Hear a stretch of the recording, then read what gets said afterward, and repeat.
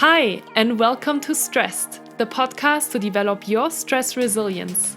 Being ambitious and successful while living a happy life is possible.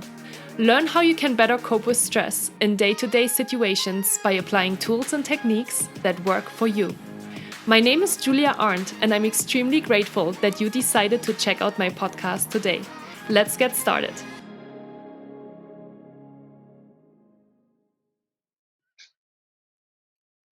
Hi, Amber. Welcome to my podcast. How are you today? Thank you. Good. I'm doing wonderful. It's an honor to be here. I'm really excited to have you here. We tried already to record this podcast yesterday, but we had some last minute disturbances. So everything worked out great, and I'm excited to have you here today. Thank you. Yeah. Thank you for being flexible. Yeah, we'll definitely get through everything. Of course. How are you today? What have you been up to today?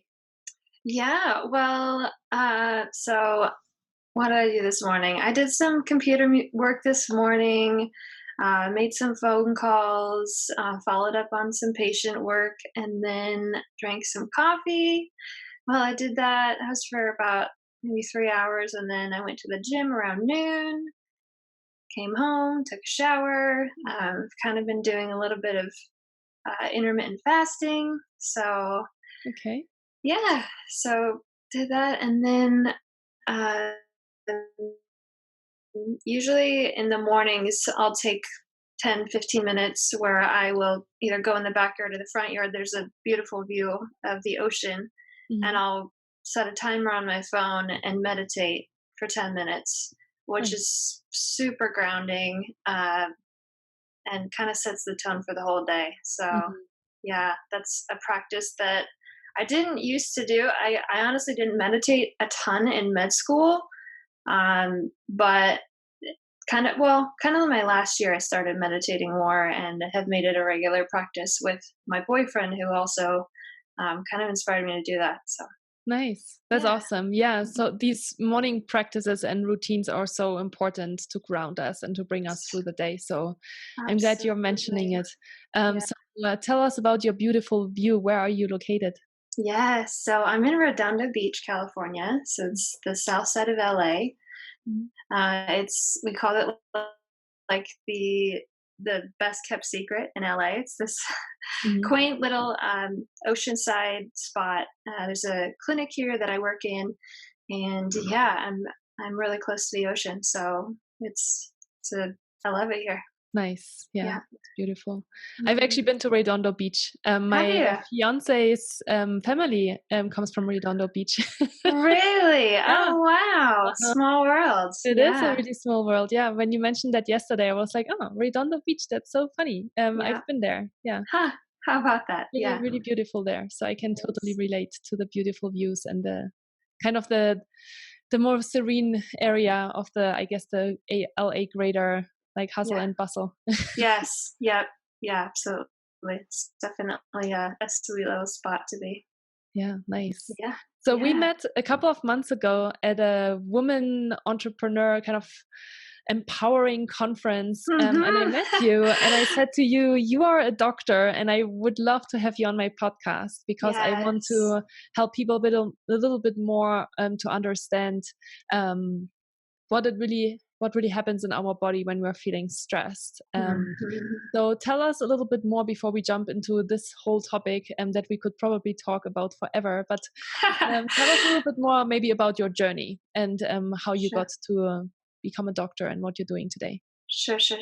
Awesome. Yeah, and it was serendipitous to meet you at that event because I remember you were sharing with me what you talk a lot about, which is working with women in stress and finding balance in their life. So that's a lot of what I do, talking with women about that, but then being able to run labs and kind of getting down to the physiology of what's going on, which is really powerful for anyone, but especially women, to understand that when they are feeling stress and anxiety, when they're feeling even like waves of depression and anxiety is very common, that we can trace that. We can look at the physiology and look at what's going on in the body, and it's a lot of times we internalize it and we're like, why am I feeling this way? It's, what is it about me? And we kind of go to this place of self-blame Mm-hmm. and trying to wish that away. But when I really love the idea of looking at the psychology and addressing that.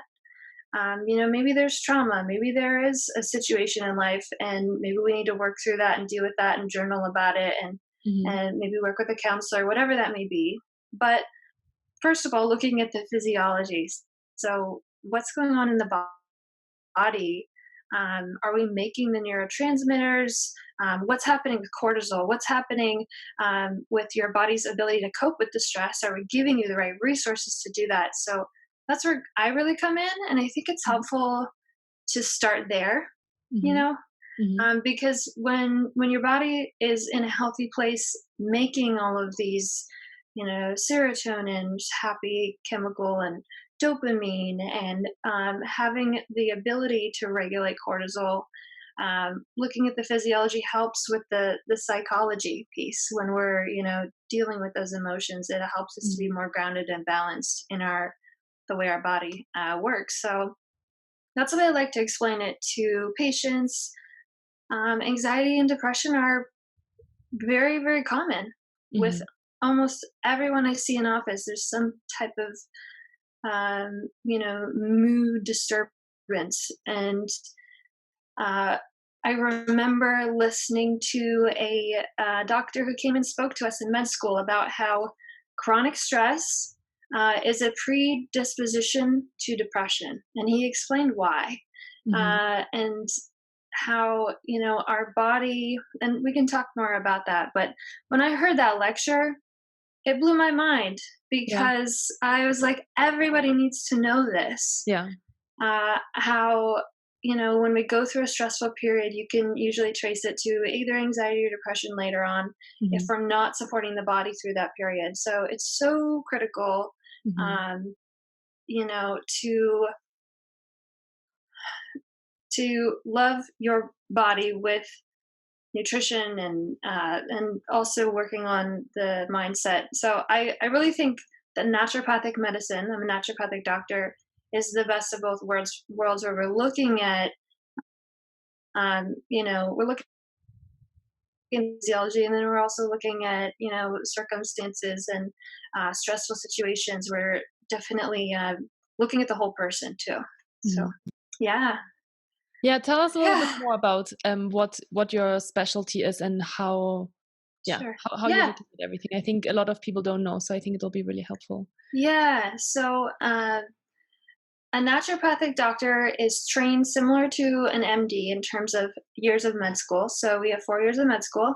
Mhm. We have 2 rounds of boards, very involved in learning the physiology and learning lab testing and diagnosis and all the nitty gritty details of that. So it's a very, let's say, stressful process just to get through Mhm. that I've undergone myself. And but the beauty of what the medicine is it's looking at every aspect. So if a woman comes into me with fatigue or anxiety, I'm looking at every system of the body. So I do like a kind of a full scan. You take your car in, they'll do like a full scan, they'll tell you everything that needs to be fixed. So we kind Mhm. of do that for the body, where we're looking at not just if they have anxiety, I'm not just looking at the brain and mood. I'm looking at their gut, and I'm looking at their thyroid, and I'm looking at, um, you know, their immune system, and I'm looking at, their adrenals, and Mhm. pretty much every system in the body, and taking all of those and saying, okay, well, what is suffering right now? Where are there imbalances? Where are the labs showing that there's a deficiency? Mhm.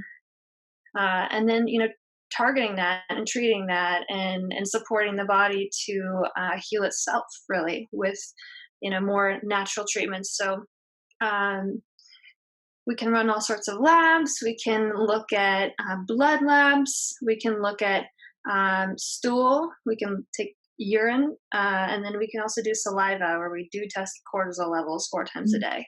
Okay. So all of those are kind of detection, and then of course we use symptoms and labs together Mm-hmm. to really see, what's going on, get a fuller picture of the situation and Mm-hmm. what the patient's experiencing. And then we use things like therapeutic nutrition and targeted supplementation. We can use injectable vitamins if they're having absorption issues in the gut. We can use IV therapy. We can use some of the regenerative medicine techniques. We can use, medical detox. There's so many things that we can use to Mm-hmm. really help a woman to feel better. And then I specialize in hormones, women's hormones, Mm-hmm. and testing, treatment, bioidenticals for women who are going through perimenopause and menopause, just kind of making that transition a lot smoother. And one of the really critical pieces to how severe menopause is for a woman is how stressed out she is going into it, Mm-hmm. because the adrenals take on so much of the work. When the ovaries kind of start fading away, the adrenals take that. So stress for a woman, whether she's young or 50, is such a, I think, valuable topic on how we can support the body Mm-hmm. under stress. Yeah. Yeah. Yeah. Okay. You're touching upon so many interesting topics. I'm like, okay, I know. let me try I to know. sort Where my to mind. go? So the first thing Okay. I think that would be really interesting to hear more about is, I think it's really powerful that we can actually prove that people are stressed and that you can Mm, see it in the physiology and when you're doing lab yes. tests. Yep. What are the most interesting factors that you're looking at that show you or a person is really stressed out? Yeah. Well, namely cortisol. So we're looking at there's a panel that I like to run. It's called a Dutch test, and it's a dried urine panel, and it can tell us all about estrogen, progesterone, testosterone, cortisol Mm-hmm. throughout the day. So we get a 4-point cortisol 4 different times of the day, and then it'll tell us about melatonin. So the main ones that, I mean, stress will be reflected first in the cortisol levels Mm-hmm. and the melatonin, and then generally show up in other areas of the body, um, like the thyroid, like the reproductive organs, the ovaries. So it'll show up in altered estrogen, progesterone, testosterone levels later on. But where Mm-hmm. we're first seeing that is looking at the salivary cortisol. And they sometimes will do it in serum, so they'll do a blood test, but you can only get one value, so you can only run that in the morning or evening. Mm-hmm. But what I see in women who come to me feeling, fatigued, especially in the morning, can't get to sleep at night, tired and wired, stressful job, um, you know, we can look at their cortisol curve. So it's kind of like a graph that shows you um, when you're secreting it at the highest levels and when you're not. And when we want cortisol to be, we do need cortisol, you I'm know. glad you're saying that. I wanted to just Yeah, ask that. yes, we do need it. If without it, we'd be dead. We wouldn't wake up. It helps us to wake up in the morning. Mhm, So it is critical, but we want it to be secreted at the right time. mhm, So uh, in the morning, we want there's, about 3 pulsations, 2 a.m., 4 a.m., 6 a.m., depends on your circadian rhythm and your sleep cycles, but that's kind of the general time. And it helps us to wake up. It's our get up and go hormone. And and cortisol it's is also, highest in the morning as well, right? The cortisol level is highest in the morning, and then it's kind of slowly going down. It's supposed to be going yes. down, right? Yeah. I assume, and not for people, especially the people that you see, the Mm. cortisol level might be kind of level or go up or something, right? Right, correct. Mhm. So we can see all sorts of trends on the cortisol curve. We can see elevated across the board. That is obviously Red flag. the adrenals are pumping out Yeah. cortisol too much in the morning, too much in the midday, like stressful life. Mhm. And then we can see low cortisol in the morning when you need it to wake up. That Mhm. that individuals reporting I'm exhausted in the morning and I'm wired at night and I can't get to sleep, and they have elevated cortisol at night. And then we can see it low across the board, where they've hit a place of adrenal exhaustion, where they've been, in a stressful period, or their body is interpreting the experience that they're in a stressful period for the, maybe months, maybe years, but it's a chronic fight or flight reaction.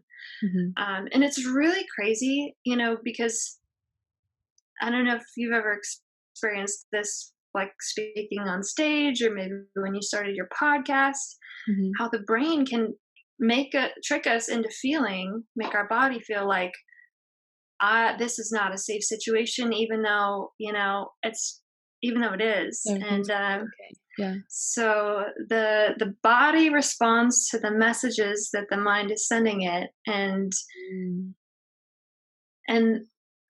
so I like there's such a mind body piece to this. I'm sure you've seen that. About that. In the women that you work with. What is that? Yeah. So one question out of curiosity is, you said that, some people have like too low cortisol, for example, in the morning, and they feel wired in the morning, and then at night they can't fall asleep. Why? Like, how is that explained? Is it because the adrenal glands are already so, they have overproduced so much cortisol that they can't produce enough anymore? Or like, how is that connected? Yeah. So the great question. So what's happening in that situation is, it could be a number of things, but where I see that most common is that the woman has stress later in the day, stressful home situation, stressful family situation, kids, work, and secreting cortisol all day long. Maybe works a night shift, maybe has worked a night shift, maybe has had a flip schedule, working, if you're like a server or a bartender, there's lots of jobs where people are working late at night, maybe in a gas station, I don't know. But so having a shifted schedule can change that. And then just the body feeling stressed. Maybe when you go home, you're coming home to a potentially chaotic house. There can be other things that influence the ability to fall asleep. So we know that cortisol and melatonin are opposites. They are like arch rivals. So we can test both of those levels, and we can see that if someone has low melatonin, their cortisol is high. And melatonin, is that hormone that helps us get to sleep at night. So there's certain things like looking at blue lights and, exercising late in the day, and that can drop our melatonin, and therefore, when melatonin's low, cortisol's high. And so they're in this dance together. So kind of it depends on melatonin as well. Things that influence melatonin and will increase cortisol. So even like looking at a screen, a bright screen for 2 hours before bed drops the melatonin, can have some impacts on the cortisol because it's stimulating.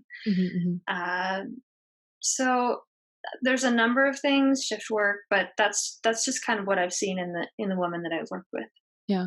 Really interesting. And if I remember correctly, and if I am well informed and educated, cortisol is also responsible for example, for weight gain, right? Yes. So how is that connected? I think that's really important to note as well. Absolutely. So what can happen is that when we're in a stressful situation, we're continually outputting cortisol. The adrenal glands, which are located right above the kidneys, there's 2 of them, they're outputting cortisol. The brain is saying, I'm in a stressful situation. We got to get through this. We got to get through this. And so cortisol is very linked to blood sugar regulation, which is a piece that I think goes unnoticed because when you find someone who's in a stressful situation, or their body is in a perceived stress for multiple years, maybe it be med school, grad school, stressful work environment, stressful family situations. I mean, everybody has had something like that. But usually they're reporting like waking up in the middle of the night, uh, or like I need to eat every 2 or 3 hours. I can't go long periods without food. Like I'm always hungry. Mm-hmm. And that's a dysglycemia. So the blood sugar is imbalanced. It's not able to, you know, kind of keep a steady state. It's up and down. And this is what also happens for years before type 2 diabetes is diagnosed. Mm-hmm. It's that kind of insulin spike and the glucose dysregulation. So, what can happen whenever we do have those blood sugar spikes, we're in a storage state. The body's like, oh, we got tons of glucose. Let's just shuttle into the cells, store fat, and the best place is the abdomen. Mm-hmm. We all know as women. Right. And that's a, common thing after a stressful situation. People will say, I work out, I'm dieting, I can't get rid of this abdominal fat. And that's, stress related, dysglycemia, blood sugar not being regulated. Mm-hmm. And then, there'll also be sleep disturbances as a result. So insomnia, waking up in the middle of the night, either in a panic state or hungry. And what's happening there is so you're asleep, your blood sugar drops, cortisol spikes. Your body says, wake up, we're hungry. We Mm-hmm. need to balance this blood sugar right now. So cortisol spikes, wakes you up just like you would want to happen at 8 or 9 in the morning or whenever you wake up. Mm-hmm. But it'll wake you up, tell you to eat. It's a dysglycemia. So the blood sugar is very, very tied to the cortisol output. Cortisol Mm-hmm. spikes, Mm-hmm. and then has blood sugar, Yeah. spike and drop blood sugar. So yeah, the abdominal storage of fat, the blood sugar dysregulation, um, insulin resistance. So when this goes on for years, we get resistant to the insulin that the pancreas is putting on. The insulin helps to shuttle the glucose into the cells for energy.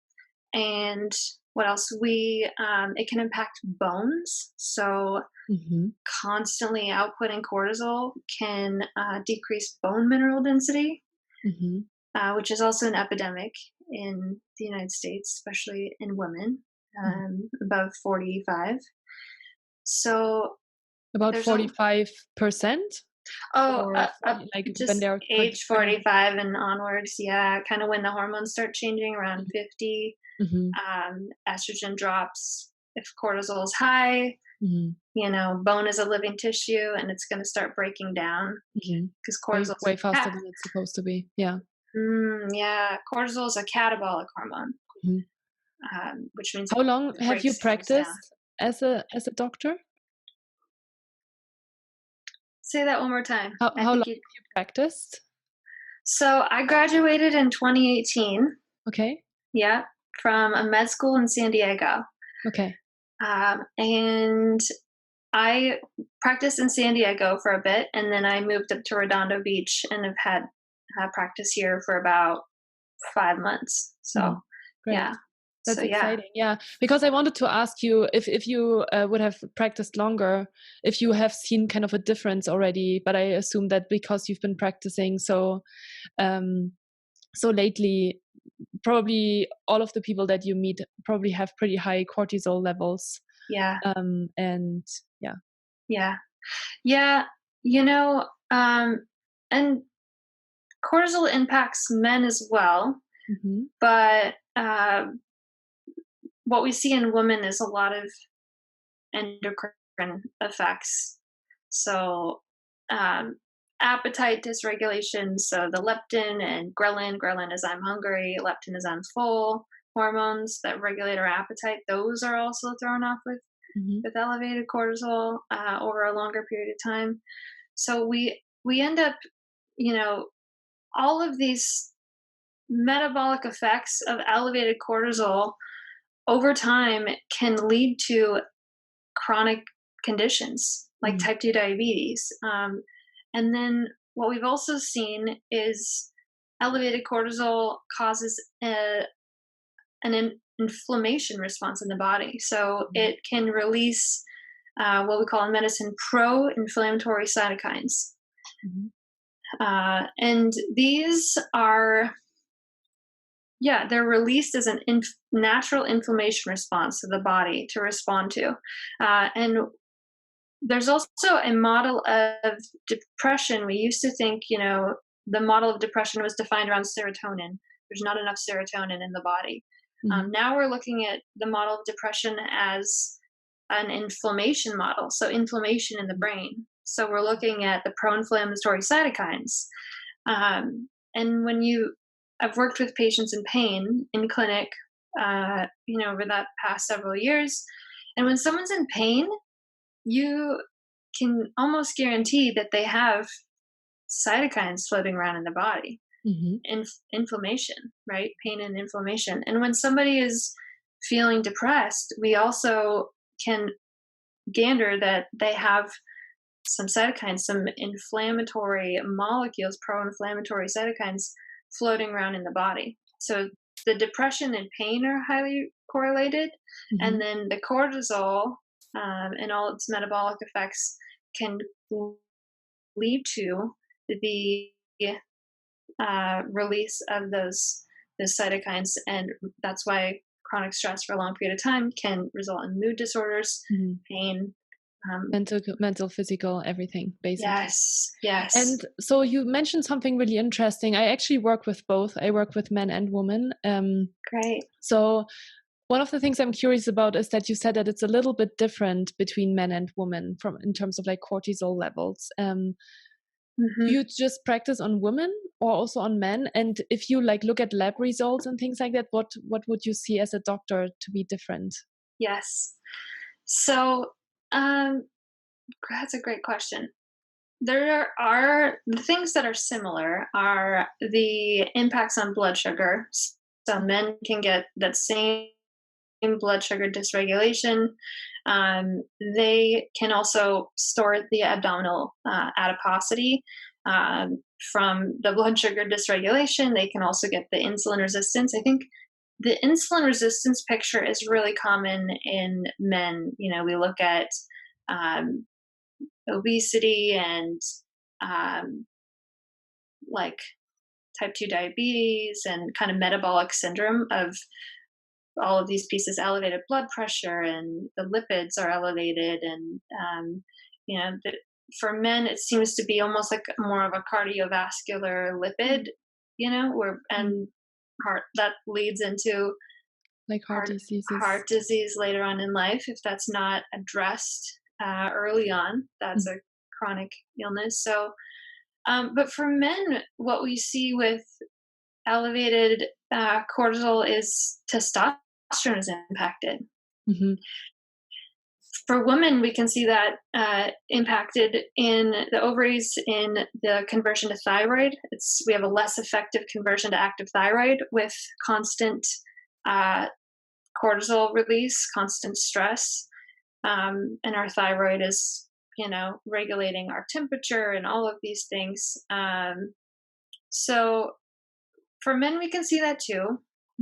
Thyroid conditions are more common in women, especially autoimmune conditions. And what's happening in autoimmunity is where the body's attacking itself, and that could be due to the level of inflammation, the pro-inflammatory cytokines, and the cycle that doesn't stop. But for men, we're seeing, I think, more now than 40, 50 years ago. We're seeing men in their 20s and 30s with really subpar testosterone levels, and even men in their 50s too, but younger and younger men are having lower testosterone and more insulin resistance, more, you know, elevated lipids and cardiovascular risk younger in life. Yeah, that's really interesting. I actually just read a super interesting article about how from prehistoric times men had like these kind of these quick like stress like spikes because they had to like chase food or like they had to take care of bringing food home. So they were used to having stress, but just kind of at really like small spiky kind of periods of times. Right. And women are actually used to from prehistoric times having these like constant stresses, which is why they are saying that women are actually more resistant to stress, right? We are like making the food at home and we're bringing up the babies and we're doing all these different works, and that kind of really comes back to prehistoric times where where the woman was exposed to stress over the day, over the course of the day. So nowadays women are actually able to handle stress better. Like they don't realize it when they don't realize it when they are stressed, because we are kind of prehistorically used to having more stress on a constant basis. So when women start to realize that they have too much stress, it's often too late, because we don't like recognize the signals. And men are maybe even more aware of stress, but obviously there's other things coming into play of why they might not be aware of it or don't want to look at it, or distract themselves from the stressful situations, but they are not so used to constant stress levels, because they prehistorically, that's not what the body had to deal with. And I thought it was really interesting. That's fascinating. Thank you for sharing that. That's really interesting. I could definitely see that, because the women are, super women. Exactly. I could do, the mother, the mom, the wife, the, business owner, or, Exactly. So we're dealing with a lot of different roles, right, at the same time. So that was really interesting. Okay, so you're doing lab results, and obviously you're looking at a lot of different things. So what happens then? So you're obviously, meeting with the patient and you're sharing with them the results that you're seeing.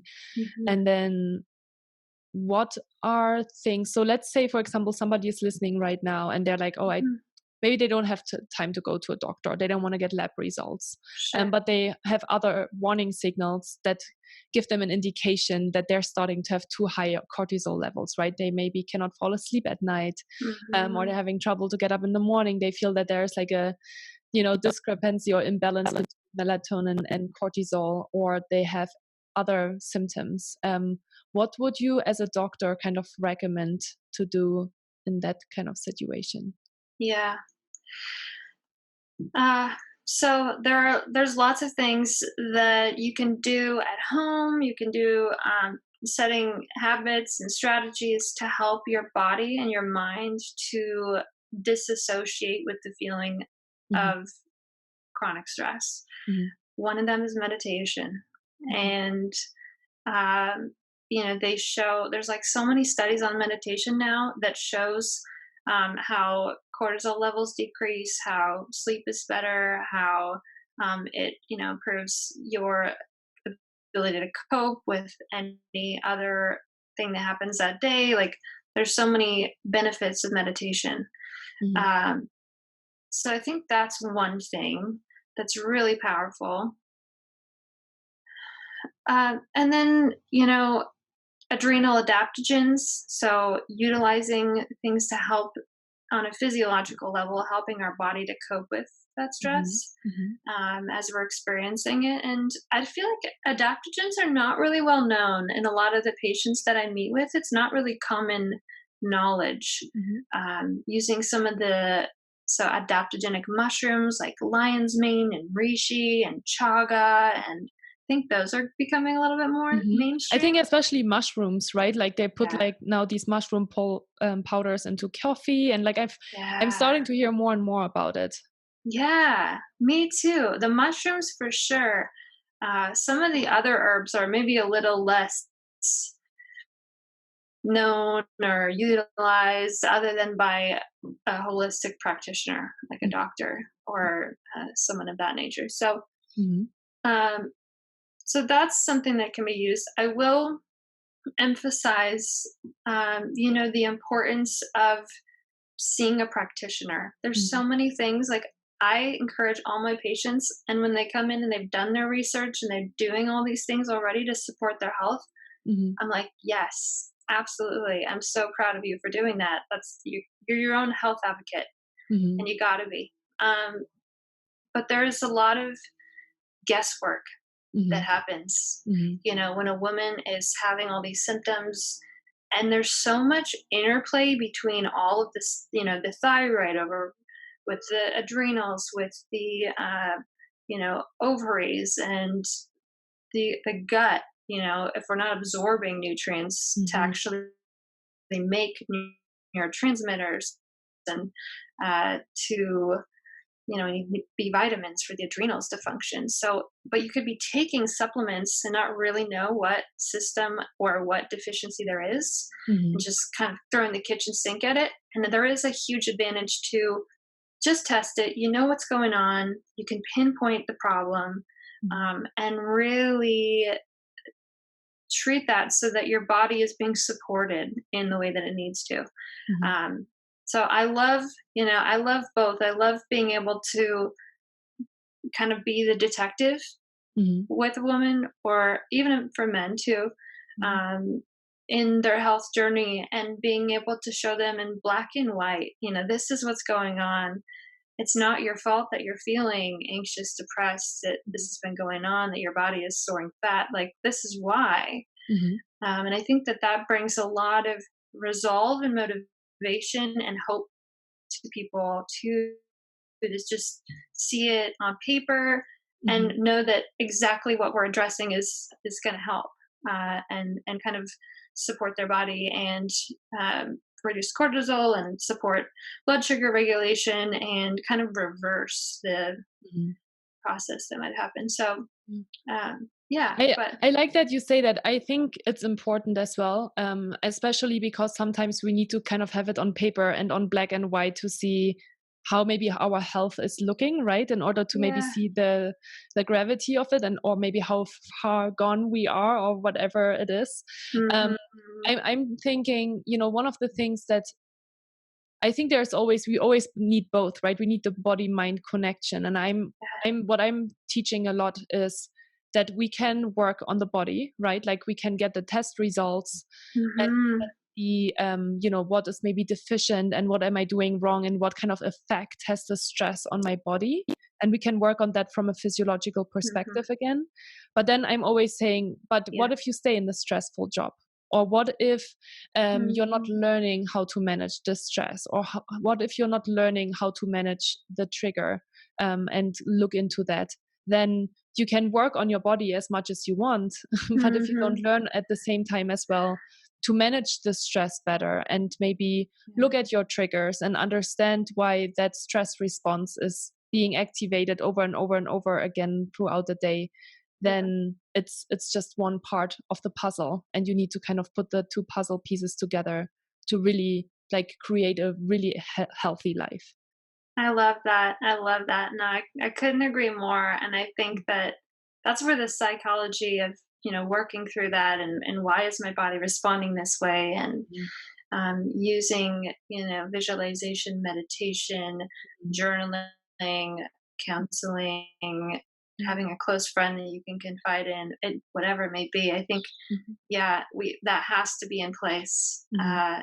You know, kind of addressing the triggers, and allowing the mind to calm too. Yeah, Yeah, powerful. definitely very powerful. And so you were saying, I'm actually really curious. You were saying that you had this conference or this talk at med school about chronic stress, and that it blew your mind. Can you tell us a little bit more about what you Yeah. learned, or maybe what was some new information that you weren't aware of before? Yeah. So the link between chronic stress and depression, that has to do with the pro-inflammatory cytokines that are released, Mhm. just from overreaction, like cortisol output for months, years on end, can cause that. It can cause. So what happens is that your body loses. what they call negative feedback. So Mhm. the HPA axis, which is essentially the brain to the pituitary to the adrenals, it's the messages that are being sent Mhm. Mhm. to signal the process of cortisol. And Mhm. that's how the mind and our fear response can actually signal a physical response in the Mhm. body to release cortisol. Mhm. Um, so we lose feedback. It's kind of like the brain is screaming at the adrenals for years, like, make cortisol, make cortisol, make cortisol. And it's kind of like a mom and a kid where the mom is just like screaming at the mom, and it's like she loses she's like desensitized to it because it just becomes background noise, or I Interesting. don't know, something like that. But the body will lose that. It'll like quit listening. It'll be like, I am so sick of hearing keep making cortisol message. So it Mhm. becomes less effective at Mhm. doing so, Mhm. disrupts that communication between the hypothalamus, the pituitary, and the adrenals, Mhm. causes HPA dysfunction. And we know that in people with severe depression that they have HPA dysfunction. We can look at that. Mhm. Um, we can actually test their urinary levels of cortisol, or their blood or their saliva, but urinary levels are elevated um, a lot of times. And then we'll find that their sleep patterns, their circadian rhythms are off because the cortisol is off, because the melatonin is off. Mhm. Um, and yeah, and then we also find that cortisol is secreted more at night in people with depression. Mhm. So there's so many, like, we're looking at all these physiological markers and being like, oh, this is why, and these are all correlated with depression. Mhm. They've done studies in like medical students, and they've shown this specific cytokine that's elevated in studies, showing the link between chronic stress around like exam time and their mood, and the elevation of these inflammatory cytokines and the relation to the depression, and or just could be just decreased mood, you know. Mhm. um, so yeah, I mean, usually when someone comes in to see me with like a common thing, if they haven't had any lab testing or they're just feeling fatigued, they're like, I don't know, I think I might have some adrenal fatigue. It's kind of commonly thrown around, and that's really Okay. what's happening, is that you lose, the brain is screaming at the adrenals to make cortisol for months or years on end, and it's working so hard, Mhm. and then it loses it quits listening, and it becomes less effective, and then we have, that's Other kind of where all of problems. the metabolic things, the insulin and all of that comes into play. Mhm. So And from what point onwards do we talk about chronic stress? Is it like when you are stressed for 3 months or for 12 months? Like, is there like a definition of when it becomes like chronic? yes, so they like to talk about like three different phases. So Okay. there's like the alarm phase, which is the moment that Mm. say you get a call from your boss, and you might like you panic for a minute, right? Mhm. Or you have to, somebody calls you up on a stage and Mhm. you weren't expecting it in front of hundreds of people, and it's like your heart starts pounding, you start Mhm. sweating, definitely uh, an alarm uh, phase. And then that's like seconds to minutes, right? That's kind of short lived. Mhm.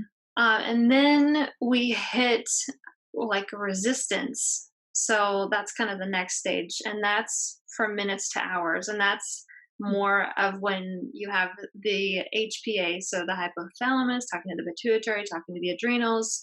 And that's kind of where the inflammatory response is happening when we're thinking about pro inflammatory cytokines. Mhm. Um, and then the third stage is like our body is always trying to find uh, this place of homeostasis, which is, Balance, right? yeah, Mhm. it's kind of an underused word, I think. Um, but so I was trying to find balance, and the adrenals are doing that as well. And so uh, when it can't find balance is when we have all these issues. But it's trying to kind of balance inflammatory response and the response in the adrenals, like for what goes up must come down. So if we can't find homeostasis, we end up with all of these kind of remnant health problems and chronic disease that can manifest over many years. Yeah. Okay, so it is really, so we have 3 phases. One is just seconds to minutes. The next one is kind of minutes to hours. And then I guess the third one is the one where it's constantly, yeah. So where there's constant stress and constant disruption of the processes of how they're supposed to be looking. Yes. So that's the chronic stress is more manifested over months, weeks to months. Yeah. And the body's trying to find homeostasis, trying to, come back to a place of balance. And if it doesn't, then we're in a chronic state of cortisolemia, constant release of that.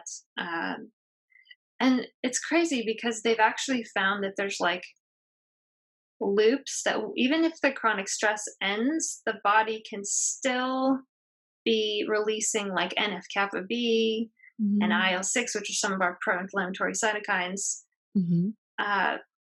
It's wild how that signal will like turn on this wheel that keeps spinning and keeps spinning. And that's how you can see that people are in pain for years, fibromyalgia, and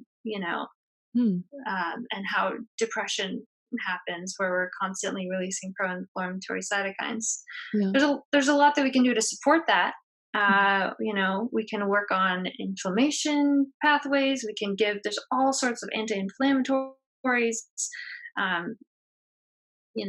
Can work on the mind-body connection. We can work on the gut. There's a lot of things to support, but it's really wild what chronic stress over months will do to almost every system in the body. Yeah.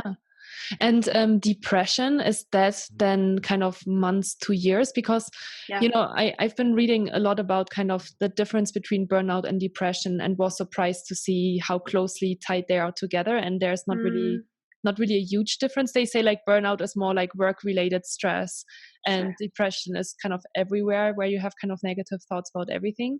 Even though I'm always saying, I feel like when you're burned out and you have like so much stress at work, it will obviously impact also your private life.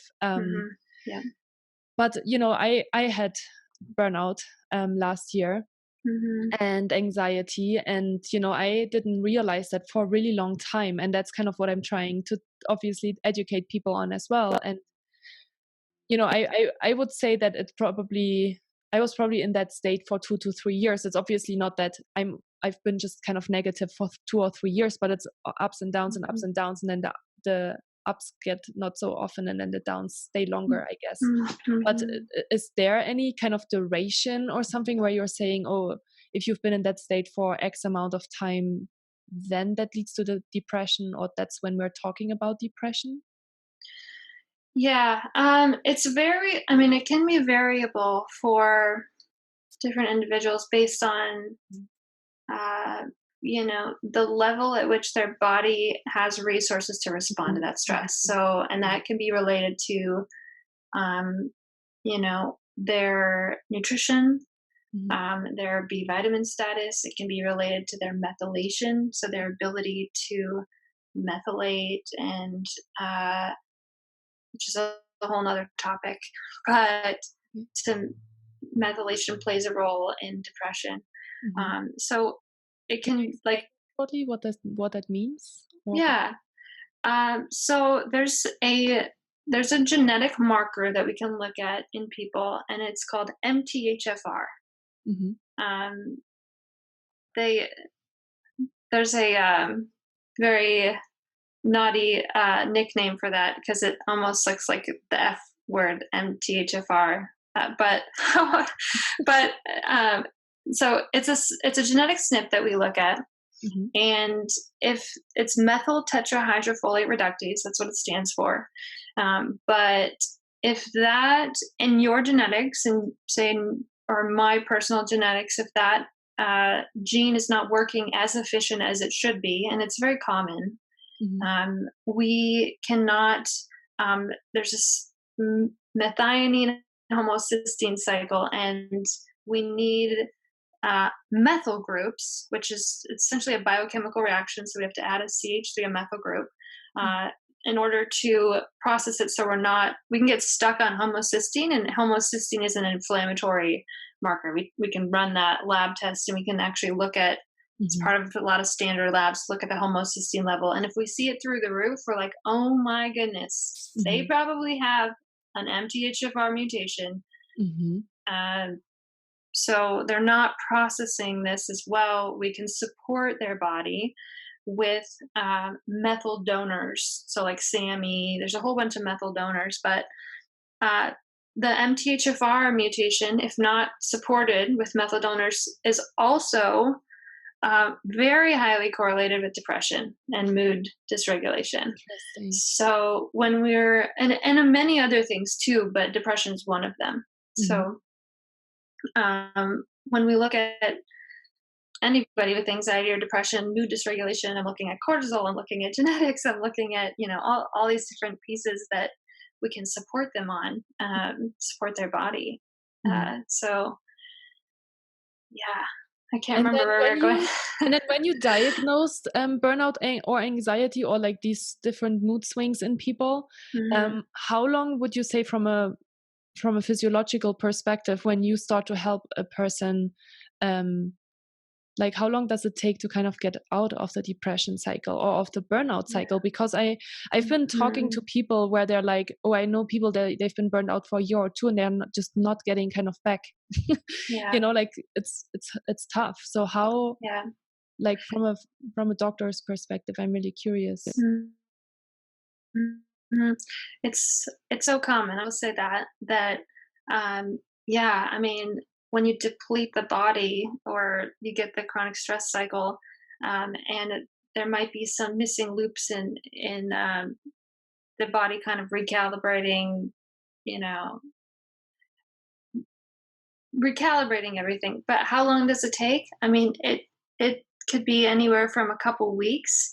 I think the best thing to do is test for it, because when you know that there's a MTHFR genetic SNP that's contributing to the mood, or that there's some intestinal permeability and lack of nutrient absorption, and that's can't absorb B vitamins, can't absorb a lot of the things that are going to help balance the neurochemistry.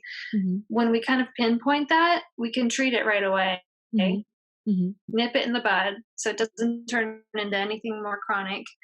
I think that's where naturopathic medicine, functional medicine, and the way that a practitioner who's looking at every aspect of the body can really serve like anybody really well, because it's protective, it's preventative, and then when we have a way to kind of pinpoint what's going on, we can not have to play guesswork.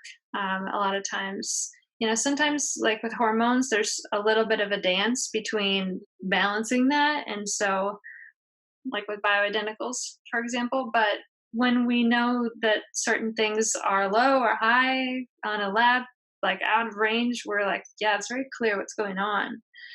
And we can treat that. So anywhere from a couple weeks of being on a protocol to a couple months. Depends how chronic it is. It depends how long they're able suffering. If they're currently in a stressful situation in their life, that's also a preventing potentially progress. But we can also support anybody in a stressful situation to cope with it better and help their body to process that better.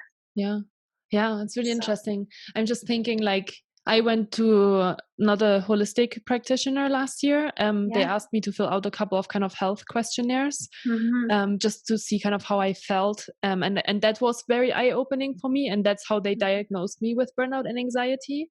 And I was like, oh, wow. Like, I didn't know what was going on with me until I kind of had the papers in front of me, or the doctor in front of me telling me what was going on. And then it made a lot more sense to me as well.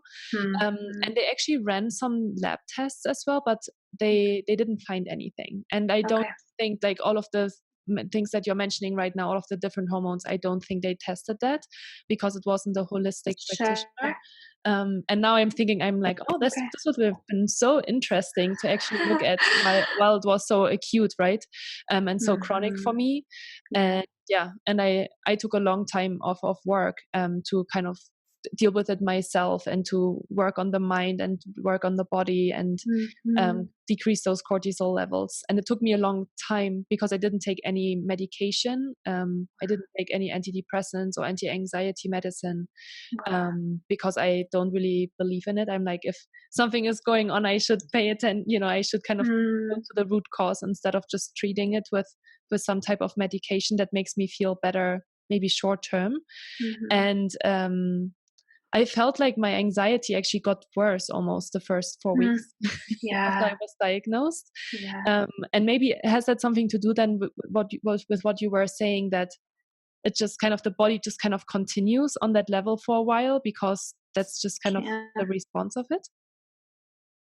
It can. Yeah, it definitely can be like a feed forward loop that's hard to stop.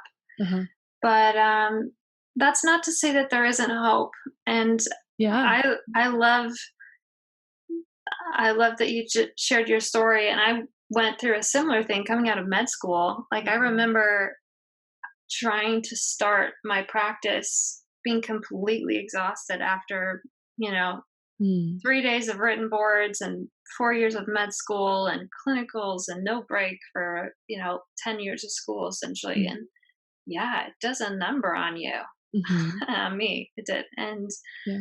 And when you can test those values and kind of see what's going on, it took a lot of the, why am I not feeling motivated? Why am I not feeling able to rise to this challenge, which is very energy intensive process, to start a clinic or to build a practice, and having it on black and white and paper and seeing, I need to support my body more because I've been hard on it and it's been experienced in this cortisol and feed forward loop for probably 3 to 4 years at least. So, and that, I think it brings so much compassion for the experience for ourselves, for the experience that we've gone through. Like, thank you, body, for helping me to, withstand that and to persevere. And I'm grateful for that experience because I can also explain that and know what it feels like and know what, know what the testing looks like and how to support. I'm constantly learning to support myself as I know you are in supporting women that are under stress. So it's like the best place to speak from is personal experience, right?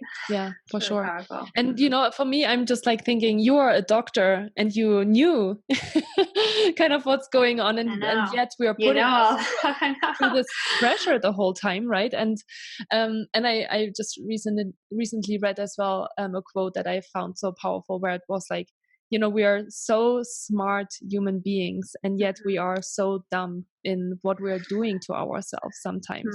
What we are putting ourselves through, and I was like, oh yeah, that's very true, right? We're like, we're all. I'm working with a lot of very highly intelligent, smart people that are very, very, very educated, and yet we are completely dismissing the signals that we're getting from our body, and we're distracting ourselves and we're numbing ourselves. And I really hope that more and more people will understand that it's really important to take care of stress and move that around, right? And to kind of use it to their advantage, use the energy that they have, but then also find those relaxation states throughout, on a regular basis, not just twice a year for 2 weeks when they're going on vacation, in order to really, pull that together and use it to their advantage.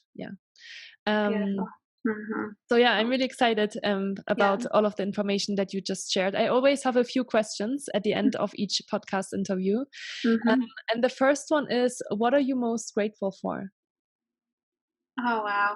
Well, I have to say just the relationships in my life. because I think that that is such a powerful force for combating stress too, is feeling Mhm. supported Yeah. and having loving relationships. My parents have been relentlessly supportive in med school and this journey and launching, my own medical practice and everything. So they're priceless and so important to me.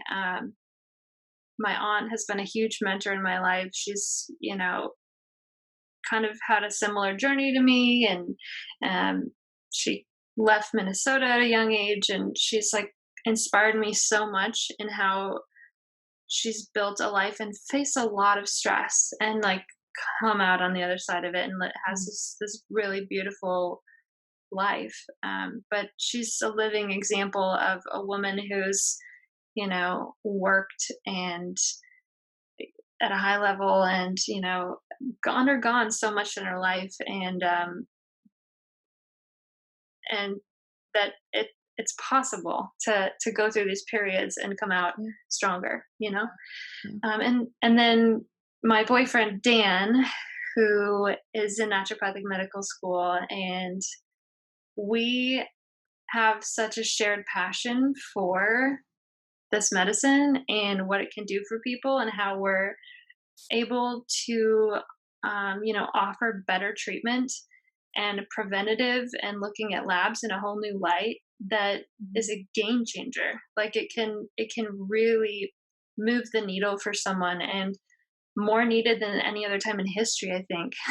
Mhm. So like his love, his support, his like shared passion with me has been completely uplifting and encouraged me, when I have gone through some of that adrenal fatigue post med school. And so he's been definitely a rock in my life, in the last year. And then, yeah, I think the relationships are really, you can look at all the professional success in the world and money and fame and, but when it comes down to it, like those relationships bring us the greatest joy and happiness.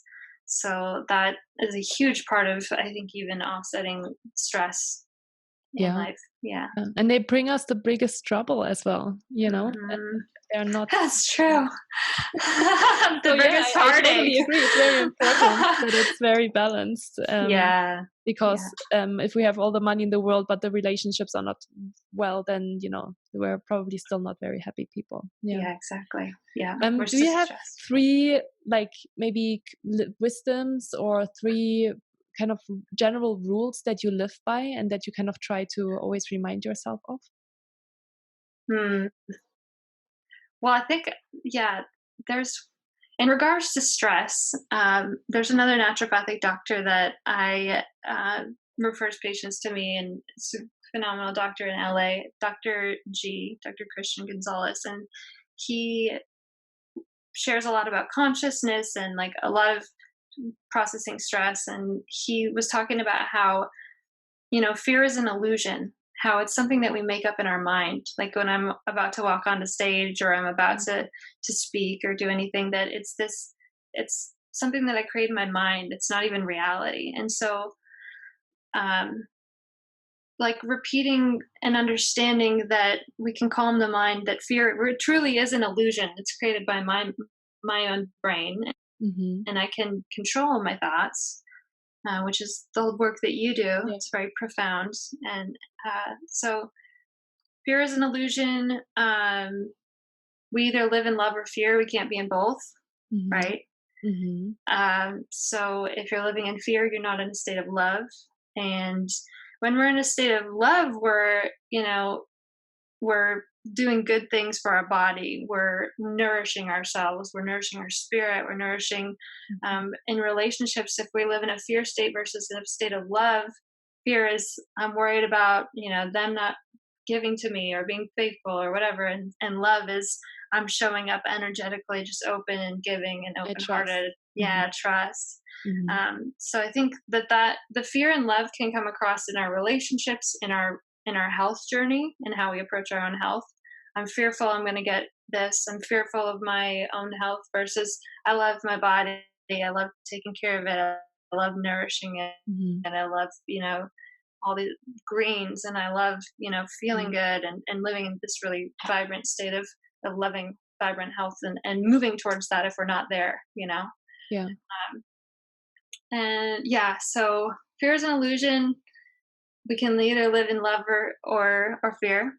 Mhm. Uh, and then for me, like the last year, I read this great book, which I know, this great book by Gabby Bernstein. And she talks about how the universe, my relationship with God, higher power, the universe, whatever it is, for you, is the most important thing in my life because that is the direction, the wisdom, the guidance to, pursue a life passion, to show up with love because she has in her book it transformed my life in a lot of ways and like my own spiritual journey Mm. and just like trusting and um she talks about like daily kind of surrendering being and saying I trust I'm being guided. I need guidance from God or the universe for Mhm. this journey. And I think that takes just like so much off of our shoulders because we feel like we have to be in the driver's seat, in control of everything, that we're responsible for 100% of things. Mhm. And, releasing that and just operating in more of a state of trust Yeah. is what happens when I connect with the universe. And I know that no matter what happens in business, no matter what happens in my relationships, no matter what happens, in the rest of life, that connection and that trust is um, like a rock Mhm. and a guidance and will also you know lead you into a place where there's fulfillment and there's love and there's passion in your work and so I think that's the guiding light and has been becoming more clear for me in the last year. Very nice. What is the name of Yeah. the book? Yeah, it's called The Universe Has Your Back. She has a couple Okay. books, but Okay. that's the book. Great. Mhm. I that was actually my next question. If you had like any book that has like changed your life, it sounds like this one. Maybe anything else? This one, yes. So I actually I listened to Audible, so I listened to a Mhm. lot of audiobooks, and I went through my Audible, and I was like, what is the best health book that I've recently, the best like kind of spiritual growth or mental, emotional, and then the Mhm. best kind of like business. So the health related one is this book by Dr. Catherine Shanahan. She's an MD. It's called Deep Nutrition, Okay. and she works with professional athletes on I think it's an NBA team. But she talks about, um, I mean, she exposes a lot of things in our current society about nutrition and talks a lot about uh, like omega-6 fats versus omega-3 and how restaurants are cooking with pretty much anywhere you go out to eat, they're cooking with some type of inflammatory oil. So an omega-6 oil that goes Mhm. rancid, it's cooked at a high temperature. And a lot of those oils are not meant to be cooked at that high of a temperature. And so how that's a silent killer, cause of heart disease, Mhm. all sorts of inflammation in the brain, pro-inflammatory cytokines, Mhm. um, literally exposes all of it. It's a really powerful book, and Interesting. it's changed the way that I practice medicine too, I would say. Mm. One question that I have, and that might some other listeners have as well, is why Mhm. is inflammation so bad for our bodies? Mm. So it's not always bad. Okay. We need it. Okay. Um, when you fall and scrape up your Mhm. leg or something, we need the healthy inflammatory response. We need cytokines. We need that. Mhm. It's how we kill off pathogens and offenders. We need an inflammatory response. And we use it in all sorts of regenerative medicine techniques, which is actually another thing that I'm trained in. And they offer it at the clinic that I'm at in Redondo Beach is some of the joint injections where we deliberately cause inflammation in the area using the body's natural response for inflammation to heal, to put down new connective tissue. So we need it. Mm-hmm. Where we don't want it is on repeat and overdrive, a record that will not shut off. We don't want that. There's certain pro-inflammatory cytokines. We need cytokines, but there's some that are worse than others, essentially, without going into the nitty-gritty of IL-6 and IL-10 and all the numbers and everything. But there's some that are better than others, and we want inflammation in bursts, kind of like we want, if we experience stress in bursts, we don't want chronic inflammation. Yeah. The chronic inflammation, the chronic release. A lot of different diseases as well, right? Yeah. Yep. Yes. Definitely underlying a lot of chronic illness. Yeah. Okay. Sorry. So you said that your health book was the Deep Nutrition. And you said you had a business related one as well? Yeah. So there's another book that I listened to recently, and it's called Millionaire in the Fast Lane. But the book, I mean, it sounds like a finance book, but he talks a lot about service and creating a business that has massive impact. When you're touching millions of lives, you make millions of dollars, and how that's correlated, and how the impact influence, how much are you able to impact either a vast number of people or a smaller group of people in a huge, huge way. And so it's really a book on like psychology around money and impact and business growth. It's really well written. It's a long book, but I think it's a good read. Great. It sounds really fascinating. What is next for you? What are you planning to do over the next months and years? Yeah. So I'm practicing in Redondo Beach. I'm also in Hollywood one day a week. So I see patients at a space there on Fridays. And so that's exciting. I'm doing, some talks up there, and getting to do some regenerative medicine procedures up there, which is exciting. And then really offering that here and connecting with a lot more women, serving a lot more women in that way. And then, so Dan, my boyfriend Dan, has a program. It's called Peak Performance Pros, and so that's something that we've put together, where we're working with athletes and high-level professionals, and essentially we're running functional labs. We're looking at cortisol, and we're doing it for very cost-effective. We've done a lot of,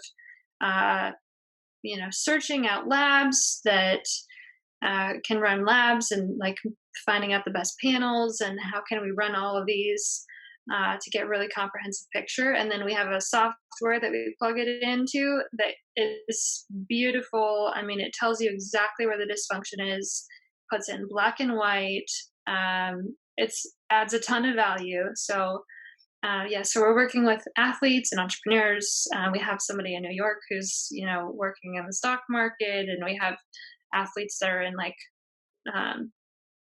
pre-NFL, like the league below that. And, we're doing that, kind of more performance optimization. We can look at nootropics and brain function as well, but we essentially running a lot of the labs that can be preventative, or, you look at a lot of young, healthy looking 30-year-old, 25-year-old men and women, and on the outside they look just fine, and you run their labs and they're a mess. And or there's certain things that are really out of range, and so we can really serve them to their best health and their best energy through doing that, and through making those recommendations. So that, and the other thing that I'm really excited about is, I don't know if most people haven't heard about it, but peptides. I'm not sure if you've heard of peptide therapy. So so there's all sorts of peptides that they're using now. They're different than a hormone. Hormones are like algebra, peptides are like calculus. So they work at a different kind of level, but we can inject things that help promote brain function and prevent neurocognitive decline, and help with muscle building and weight loss, and And they're through a compounding pharmacy. It's a prescription through a doctor, but there's all sorts of uses. Super exciting. Very few people know about it. There's a low barrier to entry. It's other than you have to work with a doctor and figure out, what's going to be better.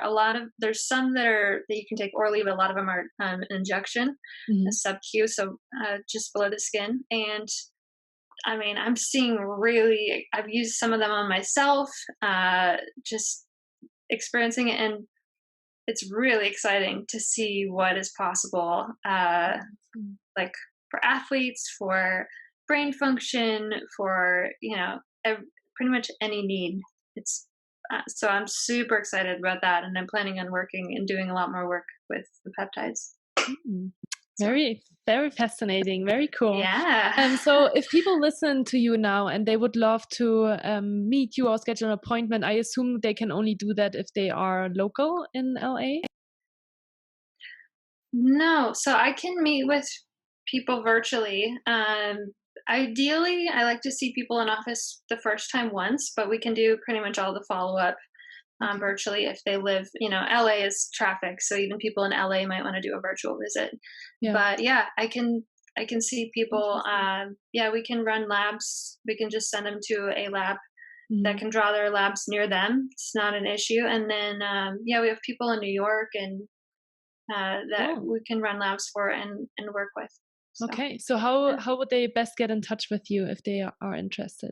Yeah, so you can go to drambernd.com, so Dr. drambernd.com.